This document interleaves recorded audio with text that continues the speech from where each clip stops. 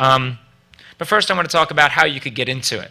And we have a party again in Philly called 8 Static, and there's open mics available at a lot of chip music shows. And as Peter said, there's a lot of people getting into chip music all the time. So if you want to come out and try your hand at playing a song, you can come out and play a song before the main show starts. Well, in 8 Static, we actually started doing open visuals too. So if you are into making video, you can come out, and while the open mic performers are playing their songs, you can try out some video. And there's never really been a place where you could do that before 8 Static, and it's been very successful so far.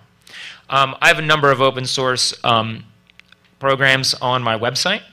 And chipmusic.org has a forum for motion graphics, another fancy term, like live visualist, that makes us sound a lot cooler than most of us are. So again, motion graphics, if you want to go there and check that out, you can see other people that might be getting into it as well.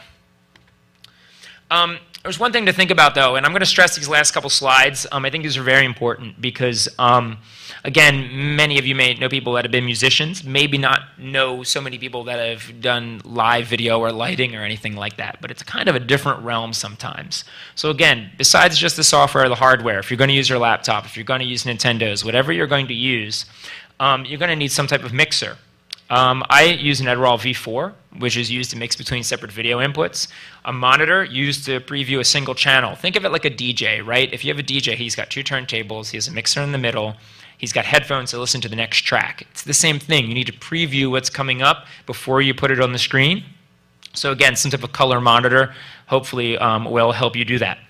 Again, hardware. If you're going to use consoles, think about the concerns with older parts for performance, and especially taking these things abroad. There hasn't been a time I've gotten to another country and taken out my suitcase of my stuff for a gig, and there hasn't been like a notice from multiple government agencies that have rooted through my bag because they see people bringing 20-year-old computer hardware through security. They're usually a little curious. You can only imagine Nintendo's hassle. Yeah, Nintendo has those circuit-bent consoles that look like bombs with patch bays on the top. So I feel bad for him. Computers, there's concerns with outputs, of course, right? Some places that you go might only have a S-video or composite line run, not VGA.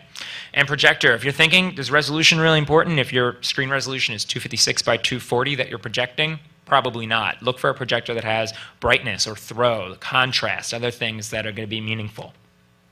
Putting it all together. These are 2 pictures of my live setup. As you can see, I have a video mixer here, a monitor right here, and 2 Nintendos on each side. And this is kind of another shot right here. But again, live setup, it's a lot to bring out. And you'll see that later at the concert.